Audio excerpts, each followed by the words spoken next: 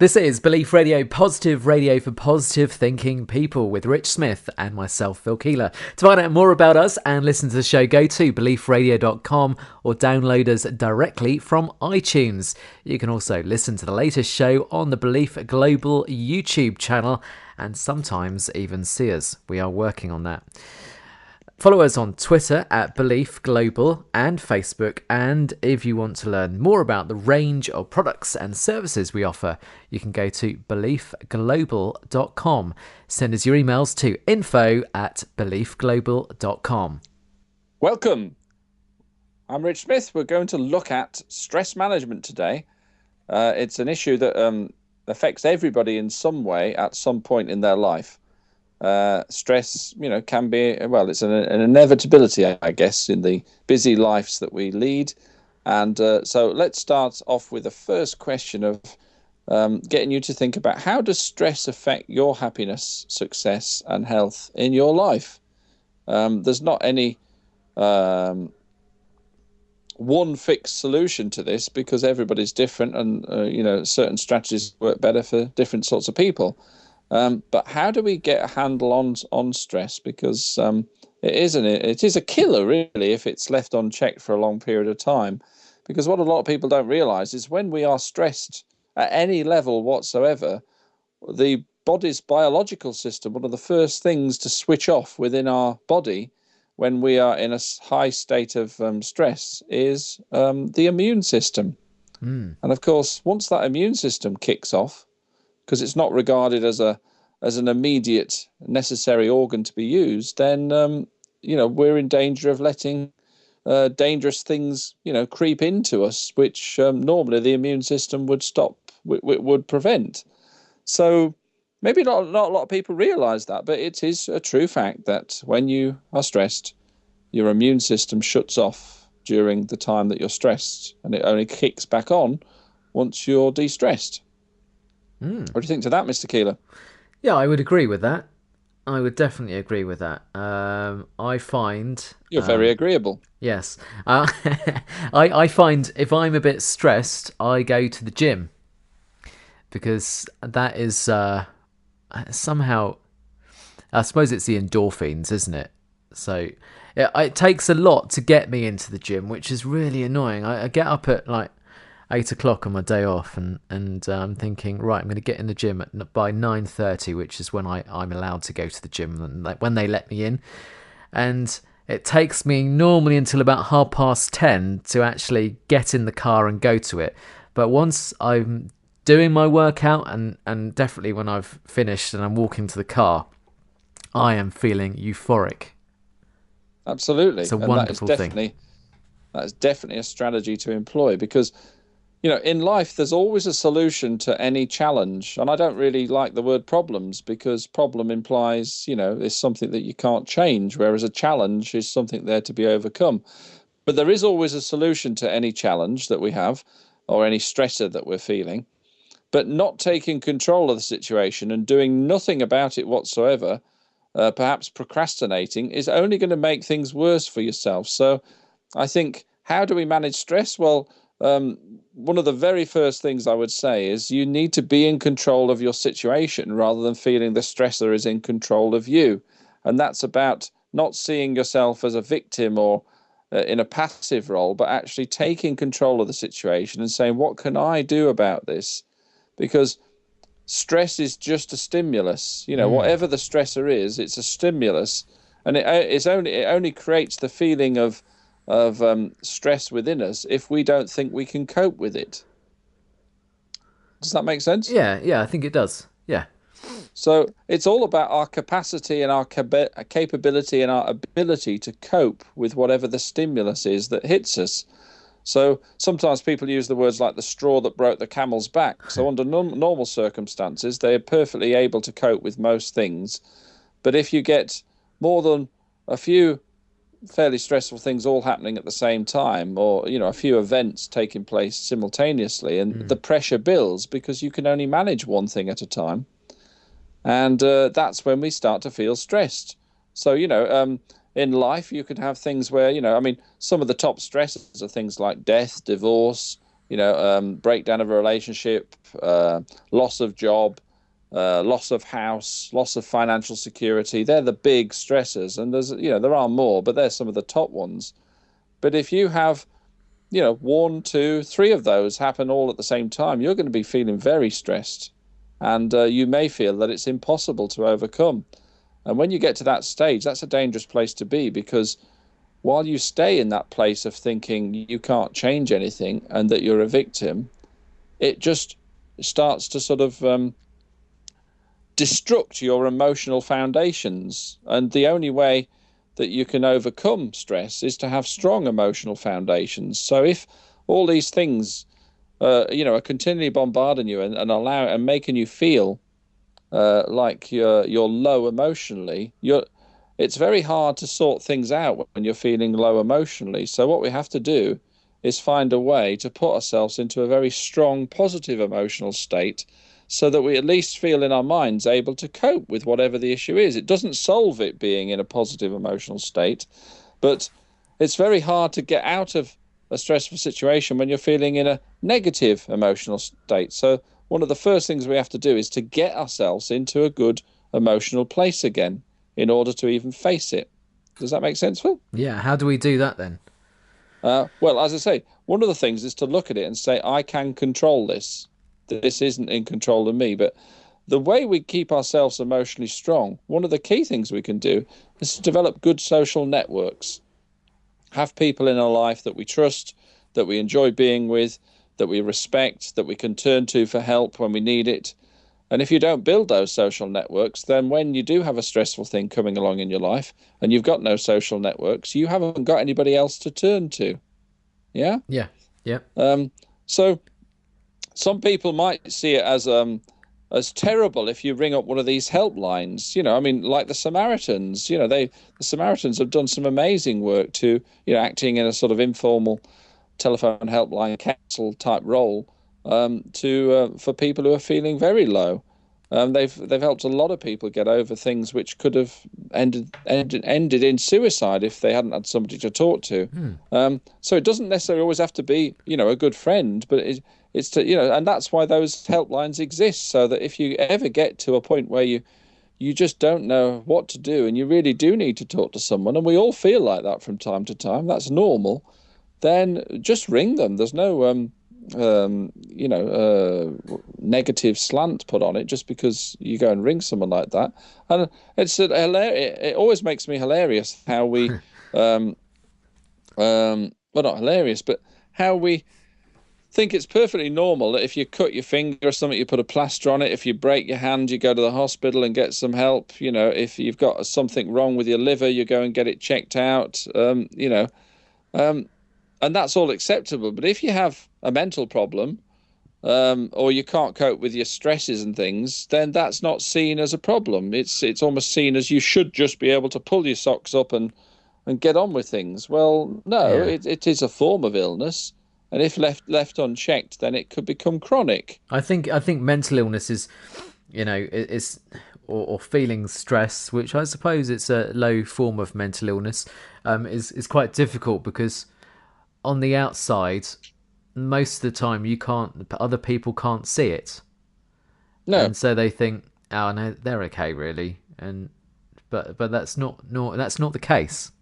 and also, there's a sort of taboo about, like, well, after something serious has happened, people say, "Well, I wish you'd said something, and I could have," but you don't want to say anything, because you feel stupid saying it. You feel like we have this thing that we feel we should be able to cope somehow ourselves, but everybody needs somebody to talk to, and quite often, a stranger is a better person sometimes to talk to than people close to you, or we can get ourselves into sort of the wrong friendship circles, bad company, and that starts to chisel away at our confidence and things, because we know that they're not actually very good for us, but we're still mixing with them, and that can make us feel stressed because we're not being our authentic self. We're not being mindful anymore. We're just getting pulled into other stuff. So really, having a good social network and being able to go and do things with friends that you really enjoy being with, um, is a great tonic for managing stress, or at least to be able to put yourself into a good emotional place. Adopting a positive outlook is also, a very good way to build up your own emotional strength. And but it doesn't happen overnight. I think having good emotional strength, you have to do things every day to keep that strength strong. So and the worst thing that we can do to try and manage stress is to use drinking alcohol, smoking, taking drugs, overeating, overdoing the sex. Maybe Yeah. I mean, I think sex can be a good thing, because it's a physical activity and it changes our state. But if you're using it almost like a crutch, and while you're having sex with someone, you feel great because it distracts you away from the problem that you've got. But it's only a temporary fix, because after you've done it, or after you've had that drink, or recovered from sobering up or whatever, the issues are still there. But the problem with all these things like drinking, smoking, sex addiction, overeating, and everything else, um, is it actually leaves you in a less strong position to tackle it. You actually feel worse. So it's not ever going to help you. It's just going to make it worse. It gives you temporary relief while you're taking what you're taking. Yeah. But the moment it wears off, then you're back to square one. But you're even worse than square one, because you're now, as a redu- as a result of repeatedly using that addiction, or that fix, or that crutch, to get you to change your emotional state artificially, you're destroying your emotional well-being and your ability to actually ever solve the thing. So I've got maybe well, I'm sure there are more than top 10, but top 10 things we could do maybe to manage our stress in a good way. And the Uh, first one is being active, because physical activity has a way of getting your mental state in a good mind to be able to tackle the stressor. And you were talking about that earlier. and that's much better than turning to alcohol, because a lot of people will start to get out the red wine on an evening after they've had a heavy stressful day at work and start drinking. I think, oh, just have a glass of wine. It turns to two glasses, then it turns into a bottle. Then you end up down the pub with more people who like to drink lots of alcohol, and you're then mixing in the wrong circles, as you said.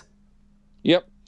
And it's a vicious cycle, because as you do drink, you get more tolerant of it. So Mm, you need more of it to actually create the same effect. So eventually, whereas you might have struggled to drink a glass of wine, you're now able to drink five or six or a couple of bottles easily. yeah, indeed. But you're starting to get really ill from it as well, because some of the side effects we're well aware of how it kills your liver and everything else in you. And but anyway, being active, physical activity automatically stimulates you to have good, positive thinking processes. And if you've got those, that's going to help you become emotionally strong.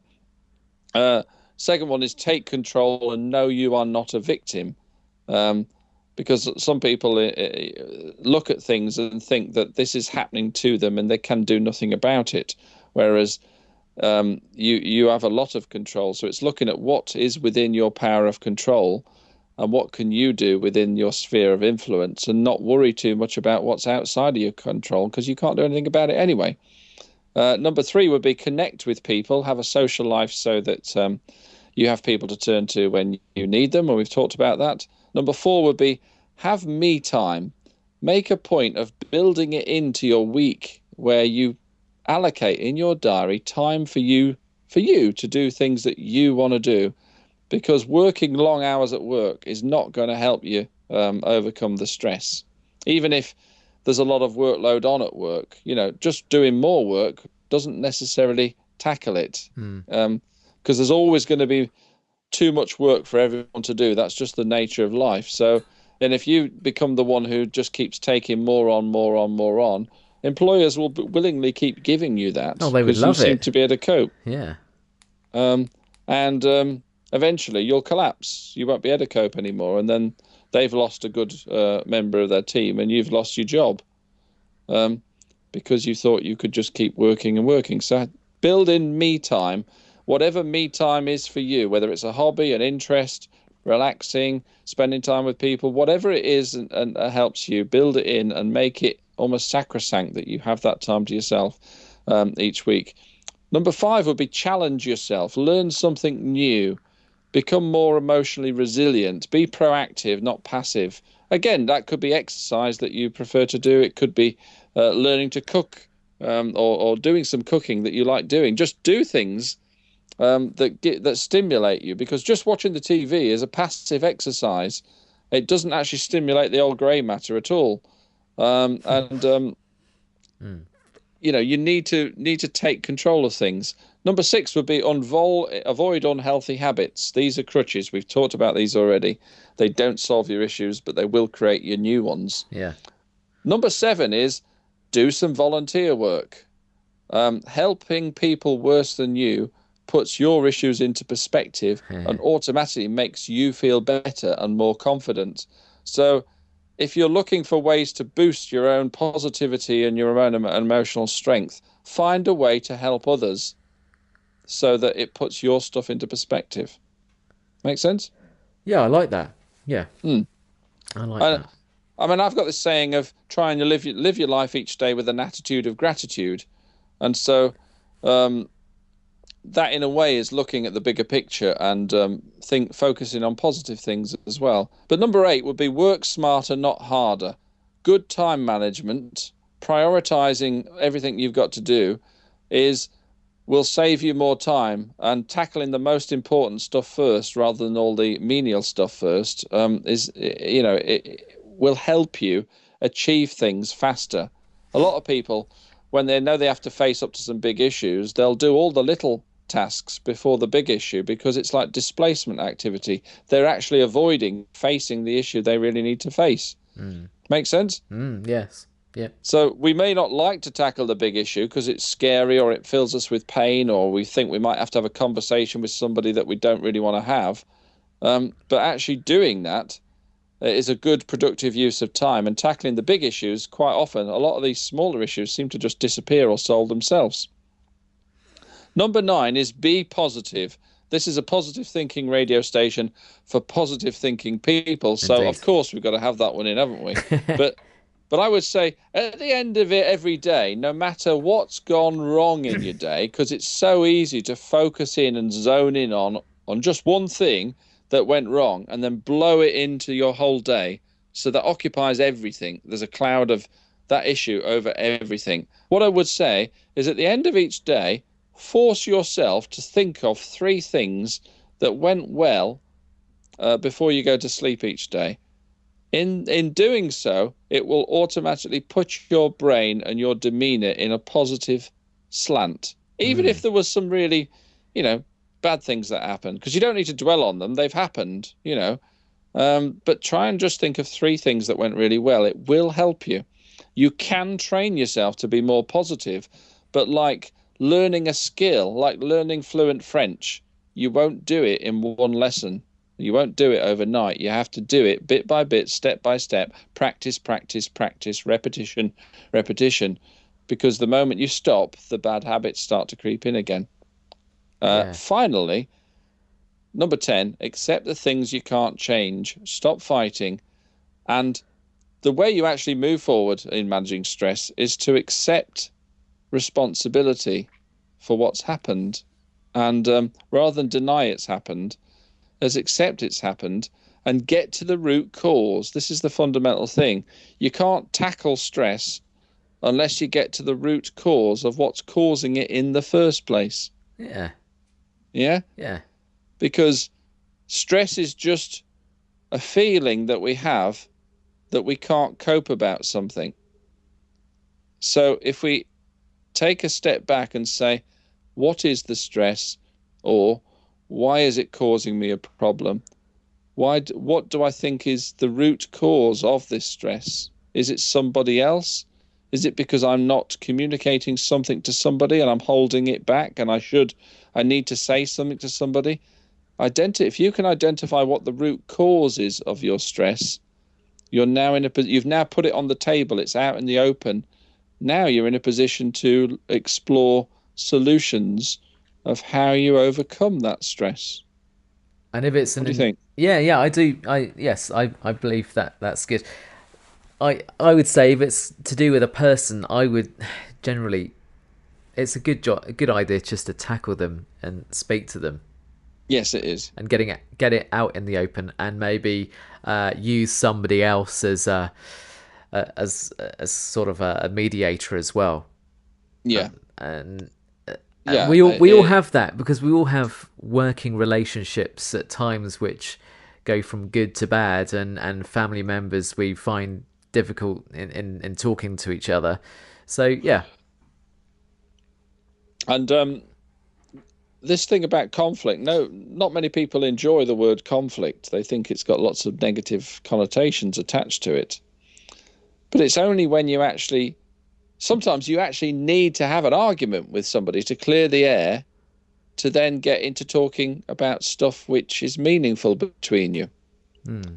But if you both avoid it or you're scared of it and you associate bad things to conflict, then you never have the debate. So everybody is stressed out because nobody is willing to face the issues. They're just ignoring them.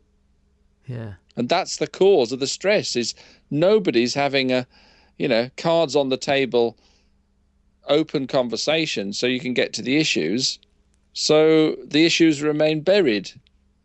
And then we go to the doctors and say we're stressed, and the doctor just gives you some tablets, and tells you to go away. Yeah. And that doesn't solve the stress. It doesn't solve the underlying problem. Tablets and No, medication, the it really tablets is a doesn't. crutch, Yeah. like drinking, smoking, and all the other things we talked about. Indeed. Um, the only way you really tackle it is to get to the root cause, understand why it's an issue, and then you can start to think about solutions to overcoming it. But the only way that you can the only way people's minds will think of solutions is if they're feeling emotionally strong within themselves to start with. So that's what you got to do is build up your emotional strength by doing things that strengthen that, like what we've just talked about in these 10 tips. Hmm. But exercise is a very exercise, relaxing, and socializing, having good social networks. They're all great things to build up your emotional strength so that you feel better within you to tackle things. I mean, the final thing I'll say, because I'm not going to give you 3 top tips, we've given Okay. you 10 and we give you plenty of stuff.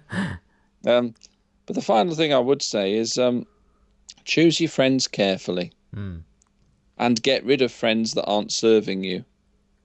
And not in a Because nasty way, but I don't know, no, I'm not talking about, no, it's not being nasty to anybody. It's just saying if you know that the stressor is really somebody that you're with, which could be a friend, it could be a girlfriend, boyfriend, husband, or wife, you have to be very honest about that hmm.